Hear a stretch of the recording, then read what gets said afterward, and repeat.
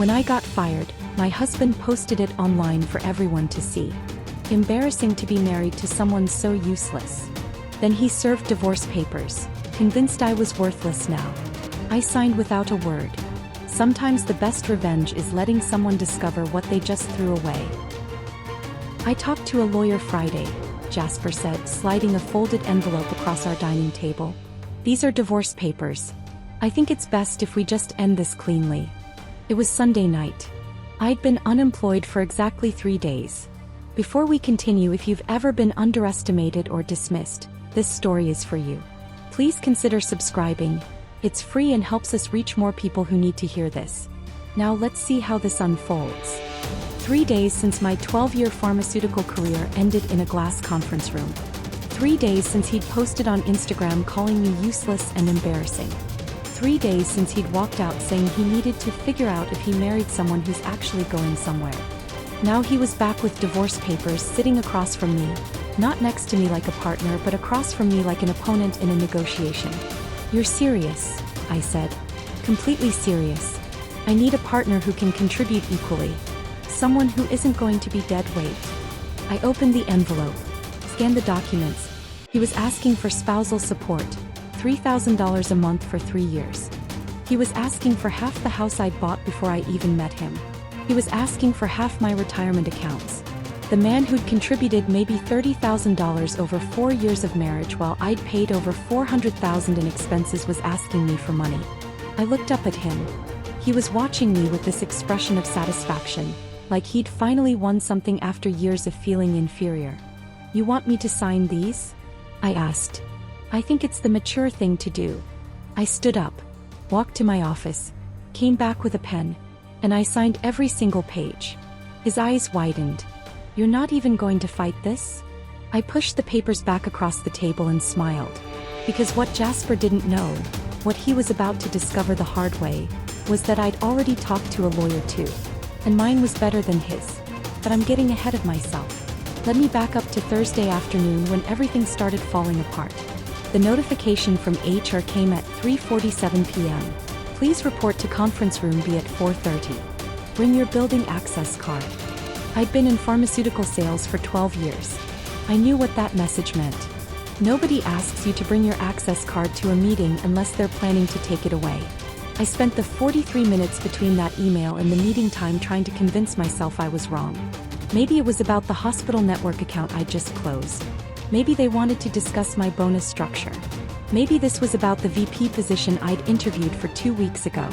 But when I walked into that glass-walled conference room overlooking downtown Seattle and saw Patricia, my regional manager for 6 years, sitting next to someone from HR I'd never met before, I knew exactly what was happening.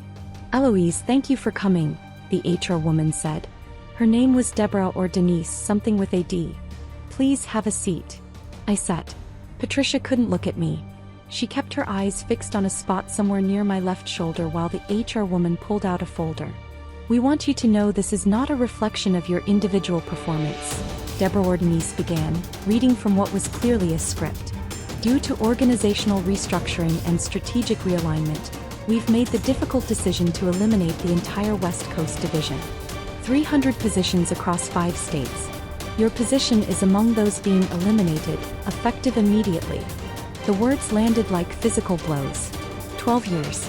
12 years of exceeding every quota, mentoring every struggling new hire, building client relationships worth millions in annual revenue. Gone. Your severance package includes 8 weeks of salary plus unused PTO, the HR woman continued, sliding papers across the table. Your benefits continue through the end of next month. We'll need you to clear out your workspace this afternoon and surrender your building access card before you leave. This afternoon. As in right now. As in you have less than an hour to pack up 12 years of your professional life while everyone on this floor watches through these glass walls. Can I have a moment? I asked. They both stood immediately, grateful for the excuse to leave. The door closed with a soft click, and I was alone in that fishbowl conference room with a severance packet and the growing awareness that everyone at their desks outside could see me sitting here. My phone was in my hand before I consciously decided to reach for it. I texted Jasper, "Let go today. Heading home." The 3 dots appeared almost immediately, then disappeared. reappeared, disappeared again. He was typing and deleting, and with each cycle my stomach twisted tighter. Finally, his message came through. "Are you kidding me right now?" I stared at the screen. Read it twice to make sure I understood correctly. Not, "Are you okay?" Not, "I'm so sorry." Not, "We'll get through this together." Just, "Are you kidding me right now?" Another text appeared. "So what am I supposed to tell people when they ask what my wife does?" The question burned through me. He wasn't worried about our mortgage or our future or whether I was okay. He was worried about his image. About what my unemployment said about him. I didn't respond. Just gathered my things and walked to my desk in silence. The cardboard box was already waiting there. Someone from facilities must have brought it up while I was in the meeting. I packed methodically. Coffee mug. Framed photo from our honeymoon. Desk plant. Certificates. The personal items that make a workspace yours. 20 minutes later, I was in the parking garage, sitting in my car with that box on the passenger seat, trying to process what had just happened. That's when my phone buzzed again. "Vanessa, is everything okay?" Jasper's Instagram story is a lot. My hands were shaking when I opened Instagram. There he was, posed thoughtfully by our living room window in perfect golden hour lighting. The caption made my vision blur. "What do you do when the person you married turns out to be completely useless? Embarrassing to be married to someone who can't even hold down a basic job. Questioning everything right now." He'd posted it 40 minutes ago. While I was still in that conference room. While I was packing my desk. While I was processing the end of my 12-year career, he was already telling the internet I was worthless. The post had dozens of likes. Comments from Connor and Madison and Trevor. All his friends who'd watched him slowly tear me down over the past year. Supporting him, telling him he deserved better, encouraging him to know his worth. I screenshot it. Saved it to a folder on my phone that I titled Evidence because some part of my brain was already 3 steps ahead, already calculating. Then I drove home through rush hour traffic, past the Space Needle, toward the Queen and Craftsman I'd bought 3 years before I even met Jasper. The house that was mine. Legally, morally, financially mine, though he talked about it like he'd built it with his own hands. When I pulled into the driveway, I could see him through the kitchen window. Laptop open. Probably scrolling through the comments on his Instagram post. Probably basking in the validation from people telling him he was right to question our marriage. I grabbed my box and walked inside. He looked up when I set it down on the kitchen island. There was no warmth in his expression. No concern. Just this cold assessment, like he was calculating my new value. "So you're really unemployed," he said. "This isn't some kind of mistake." The entire West Coast division got eliminated. 300 people. It's real. He closed his laptop slowly, deliberately. "We need to talk about what this means for us financially." I actually laughed. A sharp, bitter sound. "You made $11,000 last year, Jasper. Total. I've been carrying every significant expense since we moved in together. The mortgage, property taxes, insurance, utilities, groceries. Everything. So when you say financially, what exactly are you worried about?" His face flushed red. "That's not the point." "Then what is the point?" "The point is you couldn't even keep your job. What does that say about you? About your value?" The words hung in the air between us. He actually believed this. Believed that corporate restructuring was somehow proof of my inadequacy. That getting laid off made me a failure. He stood up, grabbed his jacket. "I need to process this. Figure out if I married someone who's actually going somewhere or just someone who couldn't cut it in the real world." Then he walked out. Just left. Got in his car and drove away like I'd personally offended him by losing my job. I stood there in our kitchen. My kitchen in my house, staring at that cardboard box. And I thought about his text. What am I supposed to tell people when they ask what my wife does? That's when something shifted.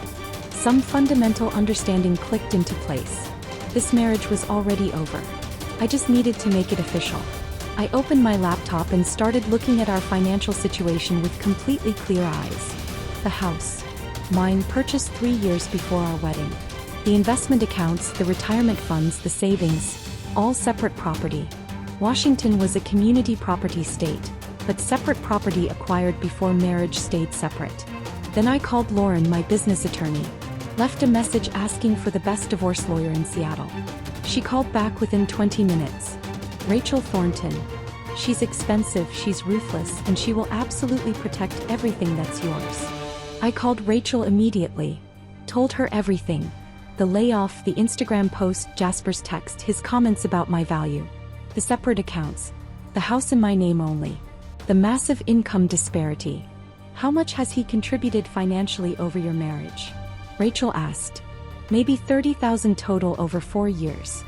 And you? Over $400,000. There was a pause. Then Rachel's voice came back with barely contained satisfaction. He has no case. I'll prepare paperwork this weekend. How fast do you want to move? Fast. That was Friday afternoon. I spent the weekend at Vanessa's, avoiding Jasper, letting him think I was falling apart.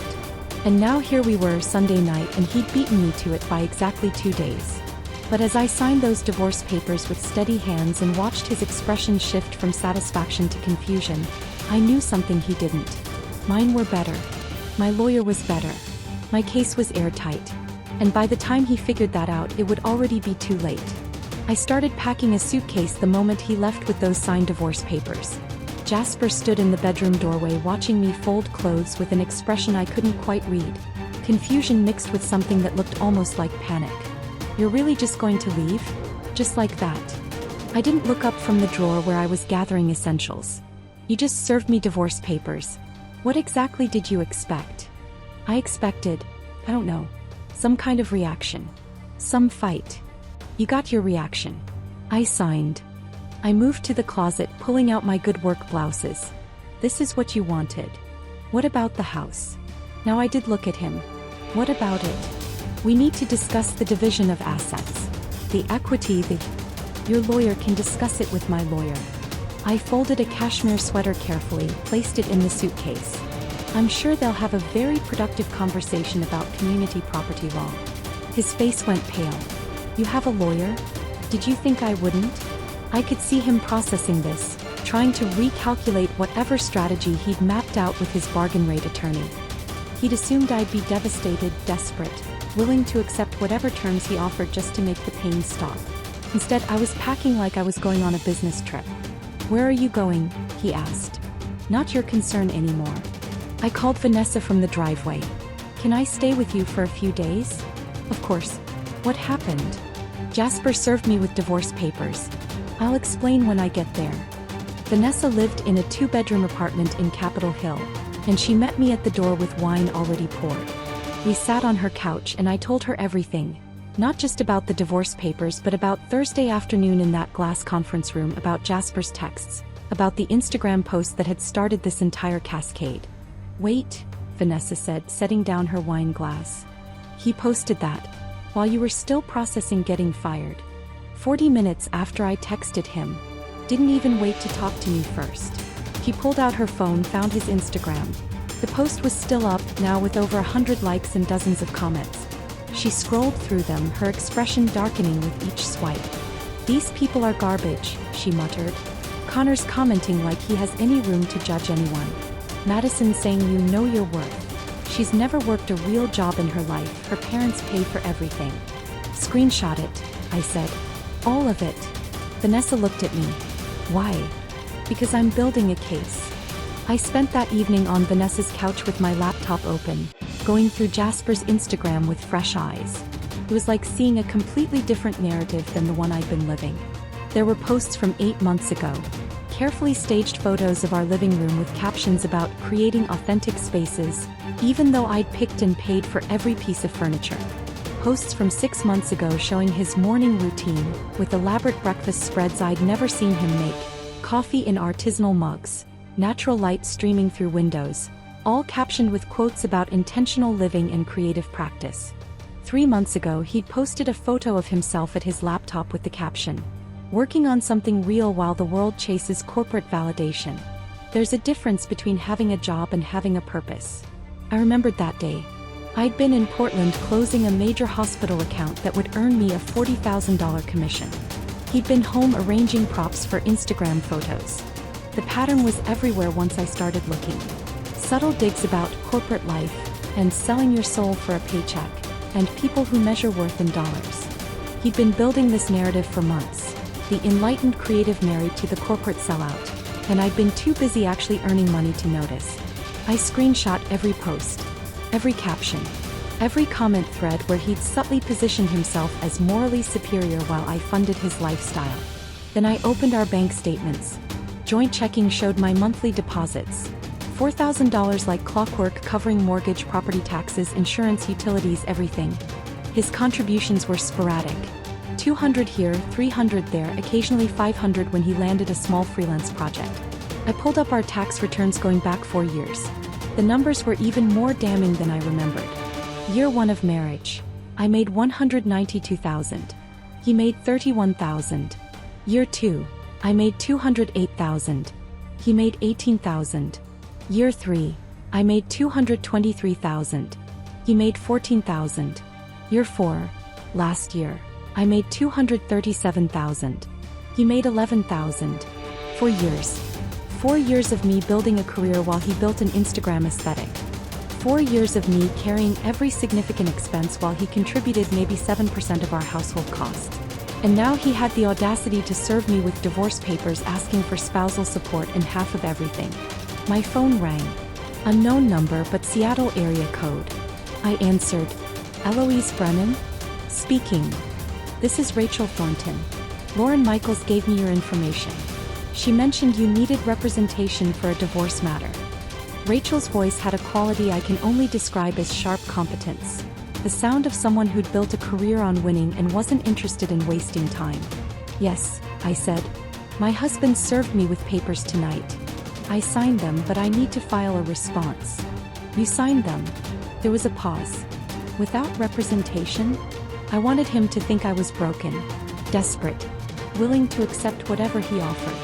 Another pause, then something that might have been a laugh. Smart. Tell me everything. I spent the next 40 minutes walking Rachel through my marriage. The income disparity. The house I'd bought before we met. The separate accounts. The Instagram post. The text messages. The divorce papers asking for spousal support and half of assets he'd never contributed to. How much has he contributed financially over the course of your marriage? Rachel asked. I did the math quickly in my head. Maybe $30,000 total. I'd need to check the exact numbers, but that's generous. And you? Over $400,000. Mortgage payments alone are $3,200 a month. Then property taxes, insurance, renovations, utilities, groceries, everything. Send me documentation. Bank statements, tax returns, property deeds, everything you have. I'll prepare a counter petition. How quickly can we move? I can have papers drafted by Monday morning. We'll file a response that makes his requests look as ridiculous as they are. Washington is a community property state, but separate property stays separate. The house is yours. Your retirement accounts and savings, if they're funded with premarital money or kept separate, those are yours. The only community property is whatever's in your joint accounts. About $12,000, I said. So he's asking for $3,000 a month in spousal support for 3 years. That's over $100,000 total. Plus half a house he never paid for, plus half your retirement accounts, in exchange for $6,000 of community property. That's correct. Rachel's voice took on a tone of barely contained satisfaction. This is going to be fun. Get me that documentation tonight if possible. I want to move fast. I spent the next 2 hours forwarding everything to Rachel. Bank statements. Tax returns. The property deed showing I'd purchased the house 3 years before our wedding. Investment account statements showing deposits that predated our marriage. Screenshots of Jasper's Instagram posts and the cruel comments. His text messages from Thursday. Every piece of evidence that would prove exactly who had built this life and who had just lived in it. Around midnight, Vanessa came out of her bedroom to find me still on the couch with my laptop. You should try to sleep, she said gently. I will. I just need to finish this. She sat down next to me. Can I ask you something? Sure. Are you okay? Like actually okay? Because you're being very calm about all this and I'm worried you're in shock or something. I closed my laptop and looked at her. I'm not in shock. I'm angry. But I'm also relieved? Is that terrible? No, Vanessa said. It's not terrible. I think I've known for a while that this marriage was over. I just didn't want to admit it. And then he went and made it so easy. By serving you with divorce papers? By showing me exactly who he is. By posting that Instagram story and sending those texts and sitting across from me tonight talking about how I'm dead weight. He gave me clarity. Vanessa squeezed my hand. For what it's worth, I never liked him. I thought he was using you, but you seemed happy, so I kept my mouth shut. I wasn't happy, I admitted. I was comfortable. There's a difference. My phone buzzed with an email notification. Rachel Thornton, already working at midnight on a Sunday. Reviewed your documentation. His case is weaker than I thought. We'll destroy this. Get some sleep. You're going to need your energy for what comes next. I smiled, closed my laptop, and finally let myself breathe. Because somewhere in the chaos of the last 3 days, losing my job, being publicly humiliated, getting served with divorce papers, I'd found something unexpected. I'd found my spine, and I was about to use it. I woke up Monday morning in Vanessa's guest room to an email from Rachel sent at 6:47 a.m. Counter petition drafted. Review attached and confirm by 10 a.m. if you want me to file today. Also, avoid all contact with your husband. Do not respond to texts, calls, or social media. Let him sit in uncertainty. The attached document was 32 pages of legal precision that systematically dismantled every claim in Jasper's filing. I read it twice over coffee, feeling something close to satisfaction with each paragraph. The house, separate property, purchased 3 years before marriage, entirely funded by Eloise Brennan with premarital assets. No community property claim. Retirement and investment accounts. Separate property, funded with premarital earnings and maintained in separate accounts throughout marriage. No community property claim. Spousal support, denied. Marriage duration of 4 years with significant income disparity throughout. Petitioner contributed approximately 7% of household expenses while respondent contributed 93%. No basis for support. Community property.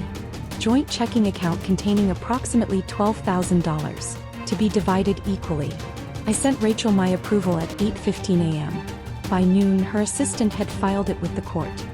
He'll be served by end of day tomorrow, Rachel texted. Radio silence until then. Let him wonder what you're doing. Tuesday morning, I had other things on my mind. My phone rang at 9:23 a.m. with a number I'd been half expecting, half dreading for 2 weeks. I stepped out onto Vanessa's balcony to take the call. Eloise Brennan? Speaking. This is Richard Kaufman from Western Biofarm. We met 2 weeks ago about the VP of West Coast Operations position. My heart was pounding so hard I could hear it in my ears. Yes, I remember. Good to hear from you, Richard. I'll cut to the chase. We'd like to offer you the position. $185,000 base. Performance bonuses that typically run another $60,000 to $80,000 annually, full benefits package, stock options, start date 3 weeks from today if that works for your timeline.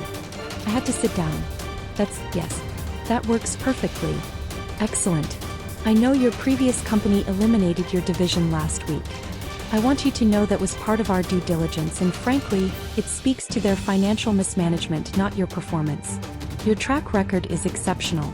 We'd be lucky to have you. We spent another 15 minutes discussing logistics. Start date, relocation assistance, even though I was staying in Seattle, team structure, reporting relationships.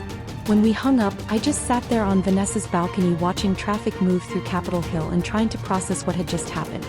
Everything Jasper had said, about me being useless, about not being able to hold down a job, about being dead weight. All of it proven wrong in one phone call. And he had no idea. I called Rachel immediately. The VP position came through. I start in 3 weeks. There was a pause, then Rachel's voice came back with unmistakable satisfaction. Perfect timing. Since this offer came after you were served with divorce papers, it's completely separate from marital assets. Your future earnings are none of his business. Don't tell him. Don't post about it. Let him find out when it's too late to matter. I won't say a word. Good. He's being served with our counterpetition this afternoon. Expect him to call. Don't answer. Let every communication go through me. I spent the rest of Tuesday at Vanessa's apartment, working on my laptop, updating my resume, responding to LinkedIn messages from former colleagues who'd heard about the layoff. My phone buzzed periodically with texts from Jasper. We should talk about logistics. When are you planning to get your stuff from the house? Can you at least respond so I know you're okay? I ignored all of them. Rachel's advice was sound. Let him sit in uncertainty. Let him wonder what I was planning. Wednesday afternoon my phone rang. Jasper. I let it go to voicemail. The voicemail was 4 minutes long, and his tone had shifted from annoyed to confused to something approaching panic. Eloise, I just got served with some legal papers from your attorney. I don't understand, you signed my petition. We agreed to end this cleanly. Why are you making this complicated? These papers are saying I'm not entitled to anything, that the house is yours, that I only get half of joint checking. That's not how community property works. We need to call me back. I forwarded the voicemail to Rachel without comment. She called me an hour later. His attorney just contacted me. They want to negotiate. Apparently, Mr. Hartwell was under the impression that signing his petition meant you were agreeing to his terms. What did you tell them? That your signature acknowledged receipt of his petition, not agreement to its terms. That's what counterpetitions are for. They seem surprised. By what? That you hired competent representation. I think they expected you to roll over. I thought about Jasper sitting across from me Sunday night, watching me sign those papers with that expression of satisfaction, like he'd finally won something. He'd expected me to fall apart, to accept whatever terms he offered just to make the pain stop. Instead, I'd hired Rachel Thornton. What happens now? I asked. They'll review our petition and come back with a settlement offer. Could take a few days. In the meantime, maintain radio silence. Don't respond to his calls or texts. Don't engage on social media. Let him stew. Saturday morning, Vanessa found me on her couch with my laptop, scrolling through apartment listings. What are you doing? Looking for a place. I can't stay here forever. She sat down next to me. You can stay as long as you need. But also, are you looking to rent or buy? I don't know yet. Depends on what I get from the divorce settlement. Vanessa was quiet for a moment, then said carefully, Can I ask you something? Are you actually okay? Because you've been through a lot this week and you're being very composed about all of it. I closed my laptop. Honestly, I'm better than okay. Is that weird? Maybe a little. I feel like I've been holding my breath for years and I can finally exhale. Does that make sense? It does, Vanessa said. But I'm still worried about you. Don't be. I have a plan. What kind of plan? I smiled. The kind where I let Jasper think he's winning right up until the moment he realizes he's lost. Sunday afternoon, Rachel called with an update. His attorney reached out with a settlement proposal. They're dropping the request for the house and retirement accounts. They're asking for $25,000 cash and his half of joint checking. That's still more than he deserves. Agreed. But it tells us he's scared. He knows his original petition was absurd and he's trying to salvage something. I recommend we counter with $6,000, his half of joint checking, and 30 days to vacate the property. If he doesn't accept, we go to court and present 4 years of financial records showing he contributed 7% of household expenses while living in a house he couldn't afford on his own. Do it. One more thing. He's still posting on Instagram. Nothing about the divorce directly, but vague posts about toxic people and knowing when to walk away from negativity. His friends are eating it up. Let him. It'll make it that much better when reality hits. That night, I lay in Vanessa's guest room thinking about the week I'd just lived through. 7 days ago, I'd walked into that glass conference room and watched my career dissolve. I'd driven home to a husband who called me useless on Instagram before I'd even processed what happened. I'd been served with divorce papers that tried to take half of everything I'd built. No. Now I had a VP position starting in 3 weeks. Now I had a lawyer who was systematically destroying Jasper's case. Now I had clarity about who I'd married and what I needed to do next. My phone buzzed. Wait. He accepted the counteroffer. $6,030 days to vacate. We'll finalize the settlement agreement this week. Congratulations, Eloise. You just divorced your husband for the price of his half of joint checking. I smiled in the darkness of that guest room. Because sometimes the best revenge isn't loud or dramatic. Sometimes it's just letting someone underestimate you right up until the moment they realize their mistake. And by then it's already too late. The settlement agreement arrived via email on Wednesday morning, and I read it 3 times to make sure I wasn't missing anything. Jasper would receive $6,000, his half of our joint checking account, and had 30 days to vacate the property. Everything else stayed mine. The house, the retirement accounts, the investment funds, all of it. 4 years of marriage dissolved for the price of half a joint checking account. Sign and return by end of day, Rachel's email said. And congratulations, you just won your divorce for $6,000. I signed it in Vanessa's living room with my morning coffee still warm in my hand, scanned it back to Rachel, and felt something I hadn't felt in weeks. Lightness. Like I'd been carrying a weight I didn't realize was there until it was gone. My phone buzzed. A text from a number I didn't recognize. This is Jasper's attorney. Please coordinate with my client regarding retrieval of your personal belongings from the marital residence. He'll be home Saturday between 10 a.m. and 2 p.m. I forwarded it to Rachel without responding. She called me 5 minutes later. Don't go alone. Bring someone with you. Keep it quick and professional. Don't engage in any conversations about the divorce or finances. In and out. Saturday morning, Vanessa drove me to Queen Anne. The neighborhood looked exactly the same. Tree-lined streets, expensive strollers, people walking dogs that probably cost more than most people's rent. But everything felt different now. This wasn't home anymore. It was just a house I needed to collect my things from.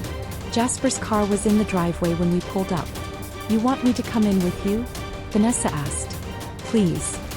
He opened the door before we could knock, and I barely recognized him. He'd always been meticulous about his appearance, part of the carefully curated Instagram aesthetic. But now he looked like he'd been sleeping in his clothes. Unshaven, hair uncombed, eyes red-rimmed. Hey, he said, not quite meeting my eyes. I'm just here to get my things. Yeah. Of course. He stepped aside to let us in. I'll be upstairs if you need anything. The house smelled stale, like he hadn't opened the windows in days. Dishes were piled in the sink.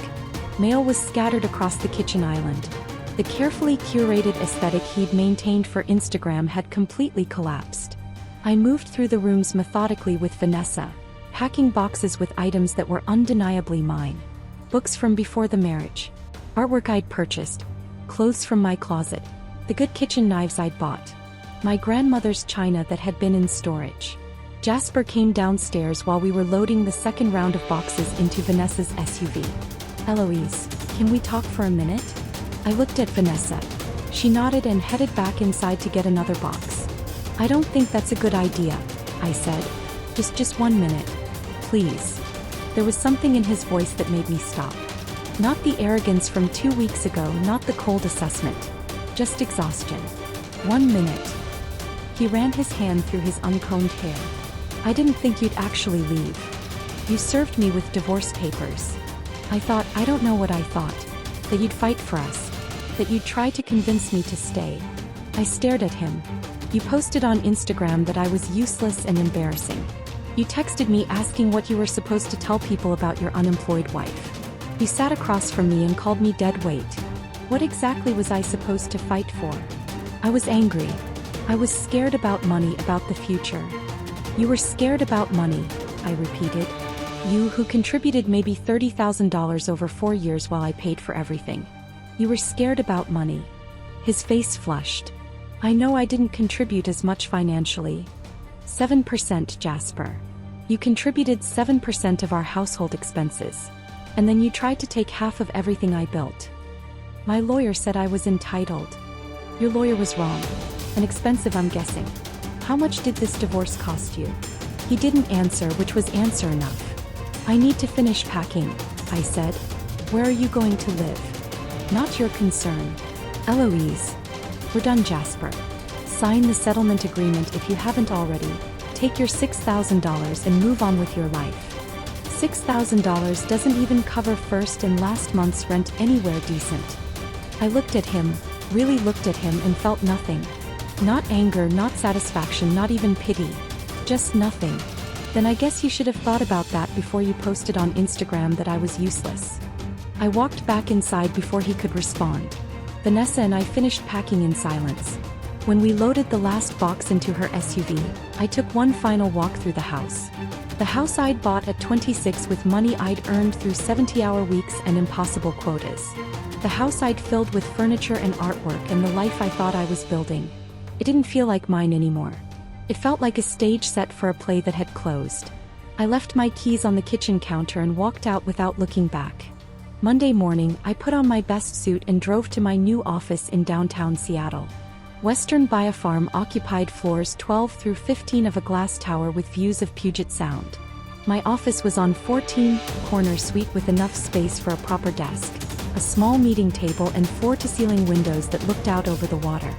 Richard Kaufman met me in the lobby at 8:30 sharp. "Eloise, welcome." He shook my hand firmly. "Ready for the whirlwind tour?" "Absolutely." He introduced me to what felt like 50 people in the span of an hour. My direct reports: 3 regional managers covering California, Oregon and Washington and Arizona and Nevada. The finance team, the marketing director, the head of operations. Names and faces blurred together, but I smiled and shook hands and made mental notes about who seemed engaged and who seemed skeptical about the new VP. "Conference room C has the best whiteboards," Richard said as we walked through the 14th floor. "Conference room A has the good coffee machine. Someone's personal espresso setup that they're weirdly protective of. Kitchen on this floor has the decent snacks. 15th floor has the really good snacks but you have to deal with the executives." I laughed. "Good to know. One more thing." He stopped outside my office door. "I heard you had a rough transition out of your last role. Company eliminated your division, bunch of people let go all at once." "That's right. I want you to know that's part of why we moved quickly on your hire. Your track record is exceptional. 12 years of consistently exceeding quotas, mentoring new talent, building long-term client relationships. Companies that eliminate performers like you are companies with bigger problems than staffing. Their loss, our gain." Something in my chest loosened. "Thank you. That means a lot." "Well, you're here now." He smiled. "Let's do good work." My first week was a blur of meetings and strategy sessions and late nights reviewing client files. The team I'd inherited was strong but overstretched. 3 regional managers trying to cover too much territory with too few resources. I spent my days identifying gaps and opportunities, my evenings building presentations for the executive team about where we needed to invest. On Friday afternoon, I closed my laptop and looked out my office windows at Puget Sound. The water was dark blue under clear skies, ferries moving between Seattle and the islands, mountains visible in the distance. My phone buzzed. A text from Vanessa. "How was your first week?" "Exhausting." "Perfect. Exactly what I needed." "Dinner tonight?" "I want to hear everything." 7. "Perfect." I gathered my things, laptop files, the coffee mug that said, Vice President Western Operations, that had been waiting on my desk Monday morning, and headed out. In the elevator, I caught my reflection in the polished steel doors. Professional. Competent. Whole. Not someone's useless wife. Not a layoff statistic. Not someone who just lost half of everything to a divorce. Just me. Finally, completely, undeniably me. And for the first time in longer than I could remember, that felt like enough. Dinner with Vanessa that Friday night turned into apartment hunting by Saturday morning. "You can stay with me as long as you want," she said over coffee at her kitchen table. "But I also found 3 listings you should see. One's a condo in Capitol Hill, 2-bedroom. Another's a loft downtown. And there's this place in Belltown with water views that just came on the market yesterday." I pulled up the listings on my phone. The Belltown condo stopped me cold, floor-to-ceiling windows overlooking Elliott Bay, hardwood floors. A kitchen that actually had counter space instead of the cramped galley setup most Seattle apartments offered. 2 bedrooms, 2 baths, 1,200 square feet of clean, modern space with none of the ornate details Jasper had insisted made our queen and house characterful. "This one," I said, pointing to the screen. "It's $450, Vanessa said carefully. "That's not cheap. I'll pay cash." Her eyes widened. "Cash? Eloise, are you?" "I have the money. Had it before Jasper, kept it separate during the marriage. It's mine." We saw the condo that afternoon. The real estate agent, a woman named Claire with a sharp bob and sharper instincts, walked us through the space while sunlight poured through those massive windows, turning the hardwood floors honey gold. "It's been on the market for 36 hours, Claire said. "I've already scheduled 4 showings for tomorrow. If you're serious, you need to move fast." I stood at the windows looking out at the bay, watching ferries cross between Seattle and the islands, and I knew. "I'll take it. Full asking price, cash offer," close in 10 days if the seller agrees. Claire's professional composure cracked just slightly. I'll draw up the paperwork immediately. The offer was accepted by Sunday evening. I closed the following Friday, exactly 10 days after my first week at Western Biofarm, and spent the weekend moving in with help from Vanessa, Cara, and 2 other friends from my college days who'd driven up from Portland when they heard about the divorce. We ordered pizza from the place down the street, drank wine from actual glasses instead of solo cups, and arranged furniture in a space that finally felt like mine. No shared history in these walls. No memories of arguments or cold silences or Instagram photo shoots designed to make our life look better than it was. Just clean, empty space waiting to be filled with whatever came next. Cara showed up with a housewarming gift wrapped in tissue paper. Inside was a coffee mug, simple white ceramic with black text. She believed she could, so she did.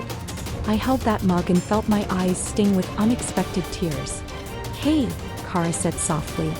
"You okay?" "Yeah." I wiped my eyes. "It's just, thank you. For being here. For not judging me when everything fell apart." "Nothing fell apart," Cara said firmly. "Something that wasn't working ended. That's not the same thing." That night, after everyone left and I was alone in my new condo with boxes still unpacked and furniture not quite in the right places, I stood at those floor-to-ceiling windows watching city lights reflect off the dark water of Elliott Bay. And I felt something I hadn't felt in longer than I could remember. Peace. Not the absence of conflict, but the presence of rightness. Like I was finally standing in a life that actually fit. 6 weeks into my role at Western Biofarm, I closed the deal that changed everything. Pacific Northwest Health Systems had been in negotiation for 8 months before I arrived. A sprawling network of hospitals and clinics across Washington and Oregon that represented exactly the kind of strategic partnership the company needed. The previous VP had made progress but couldn't close. Budget concerns, procurement hesitations, internal politics on their side that kept pushing the timeline. I spent 3 weeks building relationships with their decision-makers. Site visits to their facilities. Long conversations about their pain points and operational challenges. Custom proposals that showed exactly how our products would solve their specific problems. The contract was signed on a Tuesday morning in a conference room overlooking Puget Sound. $4.2 million in annual recurring revenue. Multi-year partnership with expansion options. Richard called me into his office that afternoon. "That deal you just closed?" He was smiling. "That's VP level work. That's exactly why we hired you. The executive team noticed, by the way. Your name came up in senior leadership meeting this week. Keep this trajectory and you'll be running Western Region within 2 years." My first commission check hit my account Friday morning. $47,000. I stared at the number on my phone screen, sitting in my new condo with coffee and morning light streaming through those big windows. $47,000. More than Jasper had made in the past 4 years combined. I used part of it that weekend to furnish my condo properly. Not the performative Instagram aesthetic Jasper had curated for our queen and house. The artfully distressed furniture, the carefully arranged coffee table books nobody actually read, the throw pillows that cost more than they had any right to. Instead, I bought pieces I actually liked. A deep blue couch that was comfortable instead of photogenic. A dining table made from reclaimed wood by a local craftsman. Artwork from Seattle artists who were actually selling their work instead of posting about their creative journey while contributing nothing to household expenses. The condo started feeling like home. Monday morning I did something petty. I updated my LinkedIn profile with my new title and company, then wrote a post. Excited to start this new chapter as VP of West Coast Operations at Western Biofarm. Sometimes the best opportunities come from unexpected transitions. Grateful for everyone who supported me through this journey. Professional. Positive. Completely true. But I also knew Jasper would see it. According to Vanessa, who was still connected to him on social media despite my repeated suggestions that she unfollow him, he'd been checking my accounts obsessively. The response was immediate. Within an hour, I had 50 comments from former colleagues congratulating me. Industry contacts I hadn't spoken to in years reached out with messages about potential collaborations. Recruiters started sliding into my DMs with opportunities at companies I'd only dreamed about working for 5 years ago. My notification count went from 0 to hundreds. One comment stood out. From Patricia, my former regional manager who'd sat in that glass conference room 6 weeks ago while HR eliminated my position. Congratulations, Eloise. They're lucky to have you. We certainly were. It was a small acknowledgement that my layoff hadn't been about my performance, and having that validated publicly, by the person who'd been there when it happened, felt better than I'd expected. 3 months after the divorce finalized, I was in a strategy meeting when my phone buzzed with a text from Vanessa. Have you seen Jasper's Instagram lately? I hadn't. I'd muted him the day I moved out of Vanessa's apartment and hadn't thought about his social media presence since. You need to look, her next text said. Trust me. During my lunch break, I unmuted his account. The narrative his recent posts told was stark. Photos of him moving into a studio apartment in Northgate, one of Seattle's less desirable neighborhoods, far from the curated aesthetic of Queen Anne. Posts about simplifying and embracing minimalism, with images of a nearly empty apartment. No furniture except a mattress on the floor. No artwork on the walls. No carefully arranged breakfast spreads or workspace inspiration shots. Just empty space and excuses dressed up as philosophy. There was a GoFundMe campaign pinned to his profile, supporting creative entrepreneurs facing housing insecurity. Current donations: $150, and I recognized his mother's name as the largest contributor. Then I saw the post from 2 days ago. A long caption about how divorce had taught him about the illusion of security and the importance of building something real instead of relying on corporate safety nets. About how losing everything had forced him to confront his authentic self. The comments were brutal. Someone had clearly shared receipts, screenshots of his old posts calling me useless and embarrassing, screenshots of his Instagram story from the day I got laid off. People were tearing him apart in the replies. One comment in particular made me laugh out loud in my office. Bro, you called your wife embarrassing for getting laid off while you made $11K a year and she paid for literally everything. The math ain't mathing. I closed Instagram, blocked him again, and went back to work.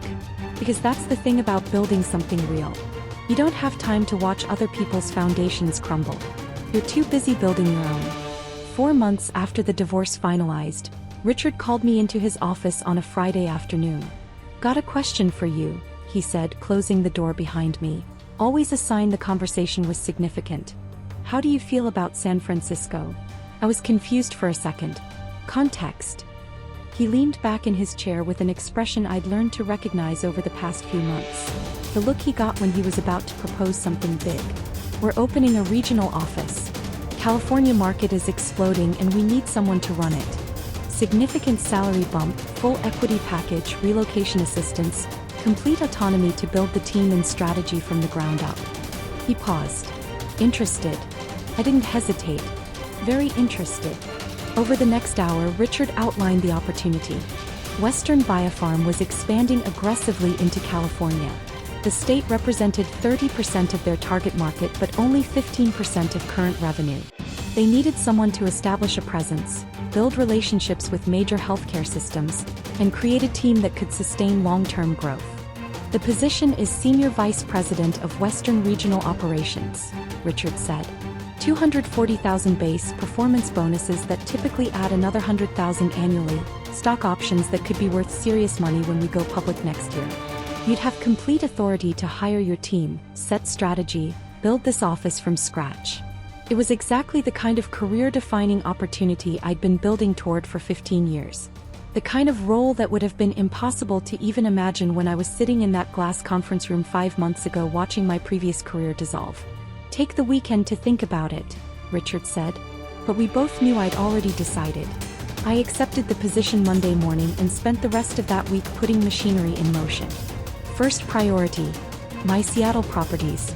I called Claire, the real estate agent who'd helped me buy the downtown condo. I need to sell 2 properties. Fast. How fast? 30 days if possible. She didn't miss a beat. Send me the addresses. I'll have listings up by end of week. The Queen Anne house, the one I'd bought at 26, the one that had been mine all along despite Jasper's attempts to claim it, went on the market Thursday. We got 3 offers within 4 days. I accepted one for $890,000. I'd bought it 9 years ago for $420,000. After paying off the remaining mortgage and closing costs, I walked away with over $500,000 in profit. The downtown condo I'd purchased just 4 months earlier listed for $600,000. An all-cash offer came in at $650,000 within 72 hours. Between the two properties, I was walking away with over $1 million in liquid assets. Meanwhile, according to the Seattle gossip network that still occasionally filtered through Vanessa, Jasper had just launched his third GoFundMe campaign and was posting increasingly desperate content about supporting authentic creatives. The irony was so perfect it almost didn't feel real. Vanessa came over the weekend. I started packing to help me sort through what to keep, what to donate, what to sell. "You know what's amazing?" she said, wrapping my good dishes in newspaper. "6 months ago he tried to convince you and everyone else that you were worthless, that you couldn't hold down a job, that you were dead weight. I remember. And now you're walking away with over $1 million and a promotion most people only dream about." She looked up at me. "I hope he knows. I hope someone tells him exactly what he threw away. He'll figure it out eventually. Will that feel good? When he does." I thought about it while I packed books into boxes. Honestly, I don't think I'll feel anything. That's what's weird. I'm not angry anymore. I'm not hurt.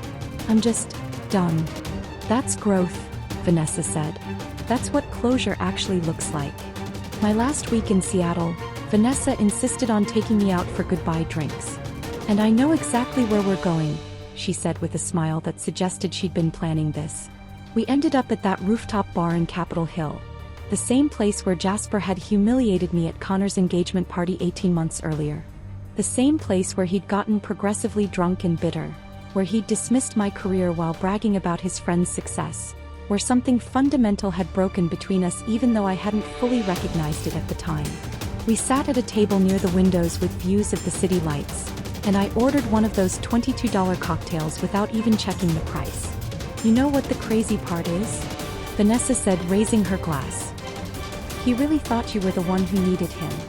I clinked my glass against hers. "He did. Right up until the moment he realized I didn't. Do you think he's figured it out yet? That he made a massive mistake?" "Probably. But it doesn't matter anymore." We spent the next 2 hours talking about everything. The layoff that had felt like the end of the world, the Instagram post that had revealed who Jasper really was, the divorce papers that had ultimately set me free, the VP position that had proved my worth, and now the San Francisco opportunity that was opening doors I hadn't even known existed. "What do you think he'll do when he finds out?" Vanessa asked. "About San Francisco, about the promotion, about all of it?" I shrugged. "I have no idea. And honestly, I don't care. That's the beautiful part. His opinion of me doesn't matter anymore. It never should have mattered as much as I let it." "I'm going to miss you," Vanessa said, and her eyes were shining. "San Francisco is a 2-hour flight. You can visit whenever you want." "I know. But it won't be the same." "No," I agreed. "It won't. Because I won't be that person anymore. The one who needed somewhere to stay while her life fell apart. I'll be someone who built something new." We finished our drinks and walked out into the Seattle night. The air was cool and the city lights reflected off low clouds.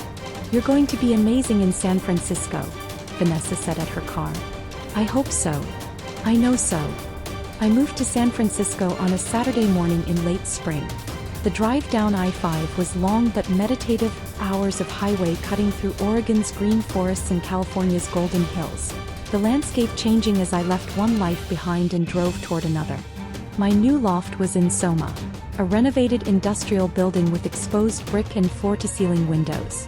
Twice the size of my Seattle condo, with enough space for a proper home office, a living area that could host dinner parties, a bedroom that felt like a sanctuary rather than just a place to sleep. I spent the weekend unpacking and arranging furniture, hanging artwork on brick walls, setting up my office with views of the city skyline. Sunday evening, I stood at those massive windows watching the sun set over San Francisco Bay. The water turned from blue to gold to purple as light faded, and the city lights started coming on one by one. I thought about all the versions of myself I'd been over the past few years. The 26-year-old who'd worked 70-hour weeks to afford a house with a view, who'd believed that building something tangible meant success.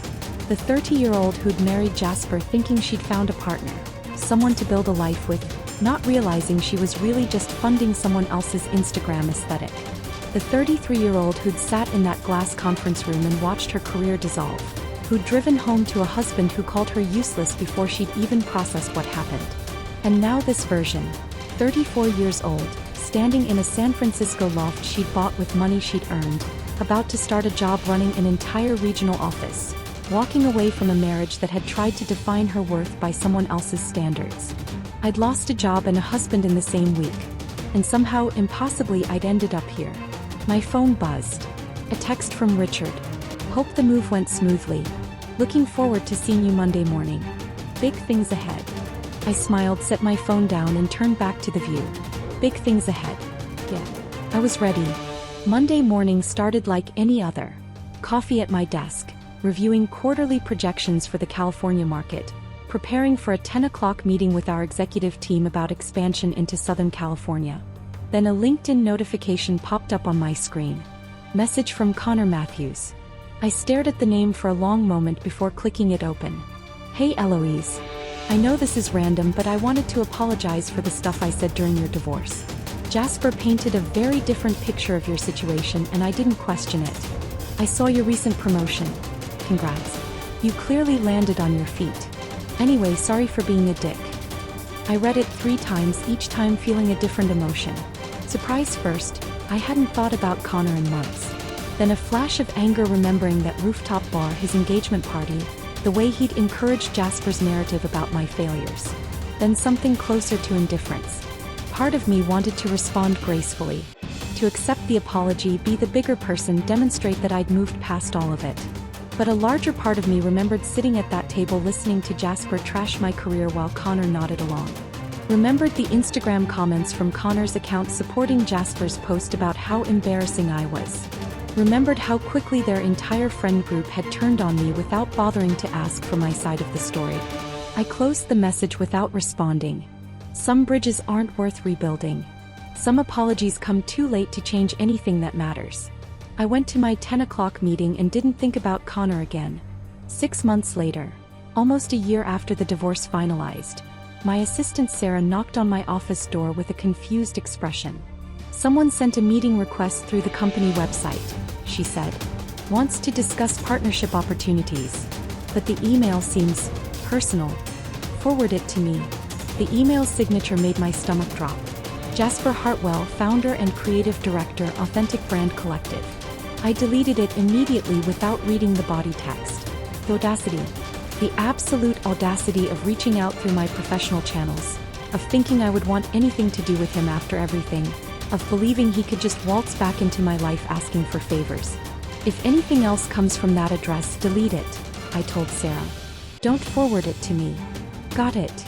2 weeks later, Sarah mentioned she deleted 2 more emails from the same sender.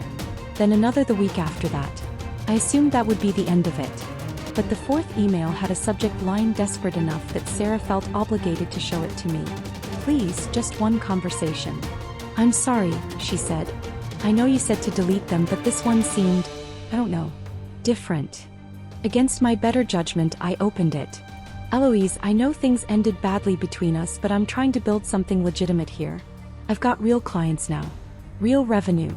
I just need some strategic guidance from someone who understands corporate partnerships. Please, just one conversation. I wouldn't ask if I wasn't desperate. I read it twice, trying to process the cognitive dissonance. The man who'd called me useless and embarrassing, who'd served me divorce papers while I was still processing a layoff, who'd publicly humiliated me on Instagram. That man was now begging me for professional advice. What do you want me to do with it? Sarah asked. Give me an hour. I sat with the email open on my screen, considering my options. I could ignore it. That was probably the smart choice. I could respond with exactly what I thought of him, every angry thought I'd had over the past year and a half. That would feel satisfying in the moment but accomplish nothing. Or I could do something else. Something professional and final that would close this door permanently.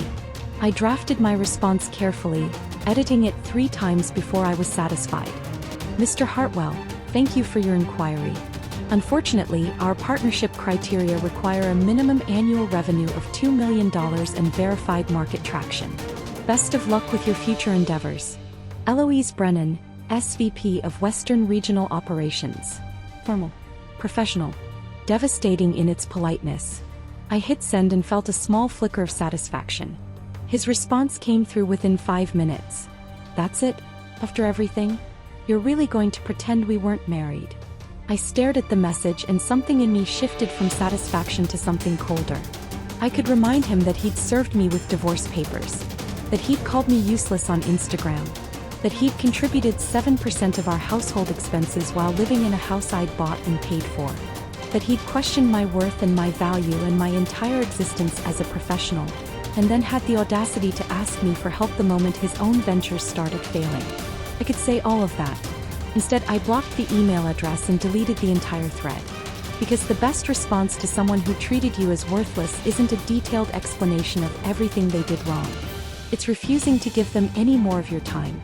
3 months later, Vanessa called while I was reviewing contracts in my home office. "I know you said you didn't want updates about Jasper," she started. "Then why are you calling?" "Because this one is too good not to share." I sighed. "What?" He started a Patreon for his podcast, the one about deconstructing capitalist productivity culture that has 78 followers. "How many subscribers does the Patreon have?" 3. "And I'm pretty sure one of them is his mother." I shouldn't have laughed, but I did. "There's more," Vanessa said. "He tried to reconnect with some of his old design clients. You know, the ones he had before you got married? They're all declining. Word got around about how the divorce went down and nobody wants to work with him." "How did word get around?" "Connor, actually. Apparently, they had a falling out after Connor tried to ask you for coffee when he was in San Francisco for work and you didn't respond. Jasper accused him of trying to get with you. Connor said Jasper was delusional and the whole thing exploded. Connor told everyone the real story about the divorce. The Instagram post, the financial situation, all of it. I didn't know Connor was in San Francisco. He sent you a message. You didn't respond. I saw it. I didn't think it warranted a response." Vanessa was quiet for a moment. "You've really moved on, haven't you?" "I have." "How does that feel?" I thought about it, looking out my office windows at San Francisco glittering in afternoon sun. "It feels like closure. Like that chapter of my life is completely finished." "And Jasper? Does it feel good knowing he's struggling?" "Honestly, I don't feel much of anything. Not satisfaction, not pity. Just nothing. He's become irrelevant to my life." "That," Vanessa said, "is the best revenge of all." After we hung up, I went back to my contracts. I had a meeting in an hour with a healthcare system in Los Angeles about a potential $8 million partnership. I had a team of 30 people across 3 offices counting on me to close deals and build relationships and lead with clarity. I had a life I'd built from the ground up after watching my previous one collapse. And somewhere in Seattle, in a studio apartment in Northgate, Jasper was posting on Instagram about authentic success while struggling to afford rent. The contrast would be funny if I cared enough to find it amusing. But I didn't, because that's what real closure looks like. Not dramatic confrontation or public humiliation or carefully crafted revenge. Just complete and total indifference. And honestly, that felt better than any revenge ever could. The email from Pharmaceutical Executive magazine came through on a Tuesday afternoon in late autumn. "Ms. Brennan, we're doing a feature on emerging leaders transforming regional operations in the pharmaceutical industry. Your name came up repeatedly in our research. Would you be interested in being profiled for our January issue?" I read the email twice before responding. A year and a half ago, I'd been sitting in a glass conference room watching my career dissolve. Now a major industry publication wanted to profile me as an emerging leader. The interview happened in my San Francisco office on a Friday morning. The journalist, a woman named Patricia who'd been covering pharmaceutical sales for 20 years, asked thoughtful questions about my approach to building teams, my strategy for entering new markets, the accounts I'd closed in California. "I noticed a gap in your resume," she said carefully. "You were at your previous company for 12 years. Then there's a 3-week period before you started here. Can you talk about that transition?" I'd prepared for this question. The company eliminated the entire West Coast division as part of a broader restructuring. 300 positions across 5 states. It wasn't performance-based. The division I'd built was actually one of their strongest revenue generators. But corporate decisions don't always reflect operational reality. How did you handle that professionally? I took about 2 weeks to process and strategize. Then I accepted an offer I'd already been considering. Sometimes unexpected transitions create opportunities you wouldn't have pursued otherwise. She nodded, scribbling notes. That's a great perspective. The photographer arrived after lunch and spent an hour capturing different shots. Me at my desk with the Bay Bridge visible through the windows, me in our conference room reviewing projections, me standing by those floor-to-ceiling windows looking out at San Francisco Bay. Give me confident but approachable, the photographer said. You're a leader, but you're also someone people want to work for. I thought about that direction. Confident but approachable. A year and a half ago I'd felt neither. Now both felt natural. The magazine arrived at my office 3 weeks later. Sarah brought it in with my morning coffee. You're on page 42, she said, grinning. It looks amazing. The spread was 2 pages. The main photo showed me at my desk with San Francisco visible behind me, looking competent and professional in a way that felt authentic rather than performed. The article detailed my track record. The accounts I'd closed, the team I'd built from 3 people to 30, the strategic vision I'd implemented for California market expansion. There was one paragraph about my career transition that mentioned I'd overcome organizational restructuring to land my current role, but it was framed as evidence of resilience rather than failure. Eloise Brennan represents a new generation of pharmaceutical sales leadership, the article concluded. Her ability to build relationships, develop talent, and execute strategy makes her someone to watch in the years ahead. I read it 3 times, then set it on my desk and got back to work. By end of day, my LinkedIn had exploded with notifications. Former colleagues congratulating me. Industry contacts I hadn't spoken to in years reaching out. A headhunter from a Fortune 500 healthcare company asking if I'd be interested in discussing future opportunities.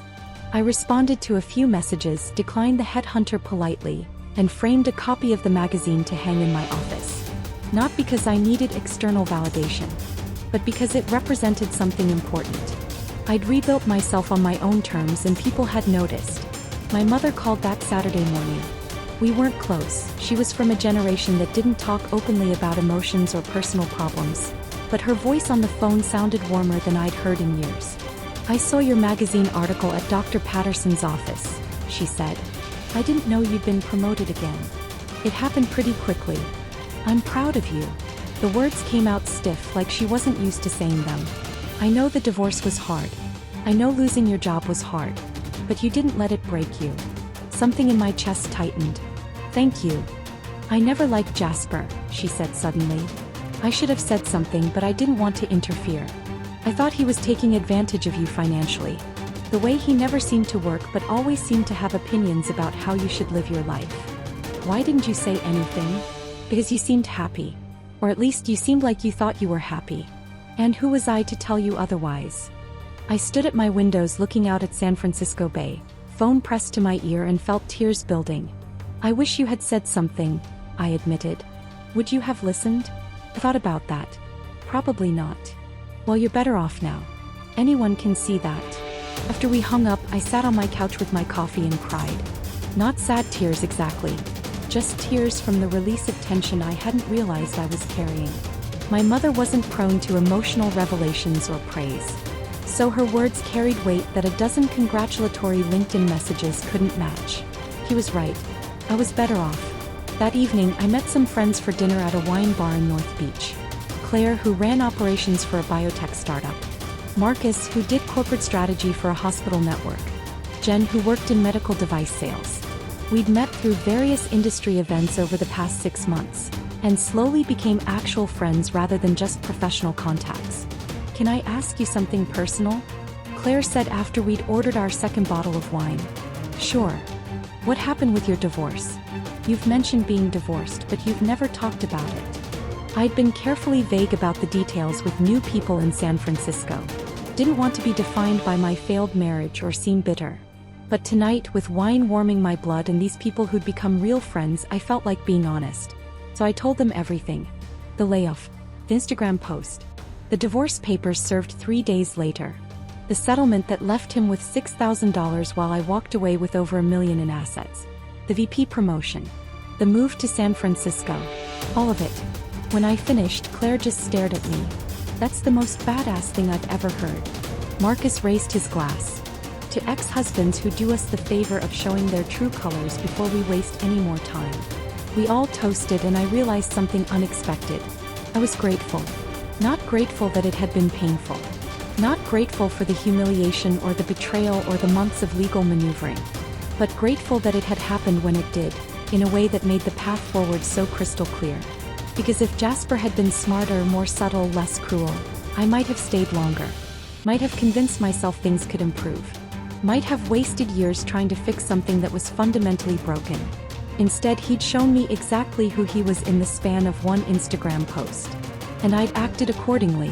Today, I'm sitting in my San Francisco office reviewing projections for next quarter's expansion. Ironically, part of our growth strategy involves opening a satellite office in Seattle. Which means I'll be back in my old city occasionally for business. I wonder briefly if I'll run into Jasper. At a coffee shop or a networking event or just walking down a street we used to walk together. I wonder what I would say if I did. And then I realize, nothing. I wouldn't say anything at all. Because the best revenge isn't dramatic confrontation or public humiliation or even private satisfaction at someone else's downfall. The best revenge is just this. Sitting in a corner office I earned, leading a team I built, closing deals that matter, living a life that's authentically mine. Jasper wanted me to fall apart after the layoff. To prove his narrative that I was useless without my corporate job. Instead, I got promoted. Twice. He wanted to take half of everything I'd built. To cash in on years of supporting his creative journey. Instead, he got $6,000 in 30 days to vacate. He wanted me to meet him. To come crawling back when the reality of being alone set in. Instead, I moved to San Francisco and built something better than anything we'd ever had together. Sometimes the best revenge is simply walking away with your dignity intact and building something extraordinary while they slowly realize exactly what they threw away. My phone buzzes. Sarah with a reminder about my 3 o'clock meeting with a healthcare system in Sacramento. I close my laptop, grab my files and head to the conference room. As I have work to do. And honestly, that's more than enough for me. If this story of quiet victory had you feeling every twist and turn, hit that like button right now. My favorite part was when Eloise signed those divorce papers without a word, knowing exactly what was coming next. What was your favorite moment? Drop it in the comments below. Don't miss more thrilling stories like this. Subscribe and hit that notification bell so you never miss an upload.